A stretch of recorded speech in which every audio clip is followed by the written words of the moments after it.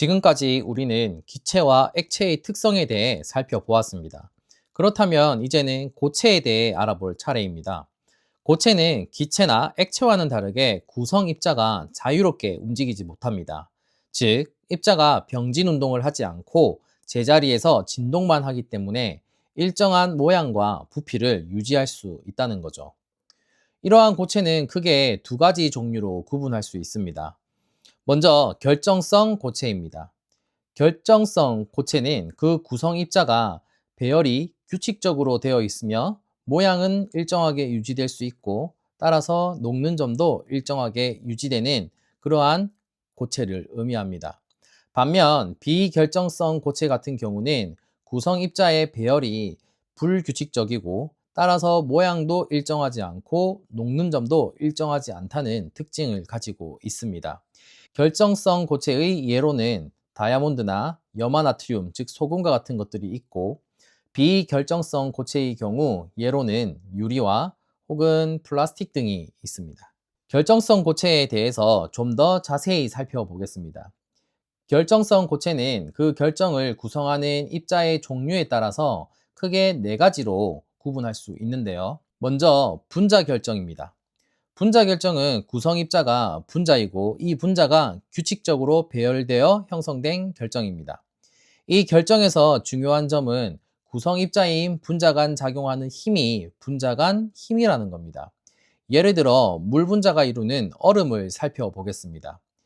이 얼음의 구성 입자는 물 분자입니다.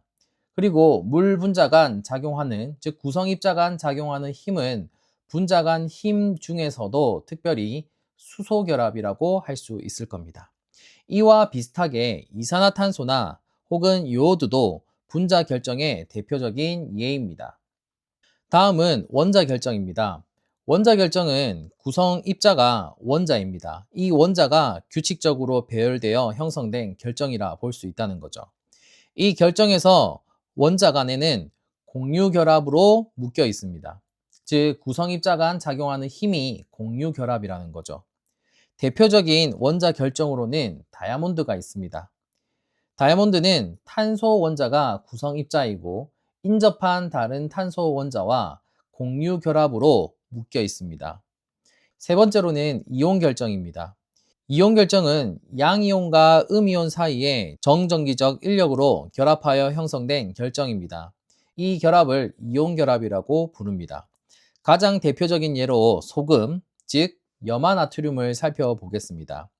이 결정의 구성 입자는 노란색으로 표시된 나트륨 양이온과 초록색으로 표시된 염화음이온, 즉 염화이온이 되겠습니다. 이 이온 간에는 강한 이온 결합이 작용하고 있습니다. 마지막으로 금속 결정입니다. 금속 결정은 금속 양이온과 자유전자로 구성된 결정입니다.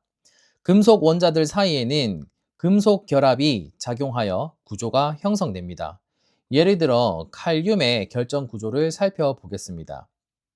이 결정의 구성 입자는 칼륨 원자의 금속 양이온인 K+가 되겠습니다.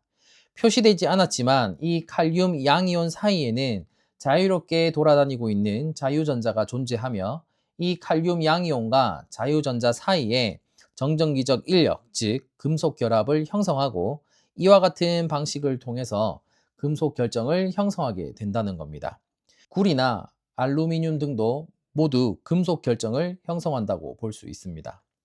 이제 이 결정성 고체가 규칙적으로 배열되는 방식을 살펴보겠습니다. 결정 구조는 특정한 패턴을 반복해서 형성하게 되는데요. 이때 이 패턴 중에서, 즉 반복되는 패턴 중에서 가장 작은 반복 단위를 단위 격자 또는 단위 세포라고 합니다. 단위 격자의 종류에는 여러 가지가 있지만 기본적으로 세 가지가 있습니다. 그림에서 나타난 것은 단순 입방 구조이고, 또 다른 구조로는 면심 입방 구조, 마지막으로 채심 입방 구조가 있습니다. 이제 각 단위 격자의 입자의 위치, 그리고 단위 격자 내 입자 수, 나아가 공간 점유율에 대해서 활동지에 작성해 보면 좋겠습니다.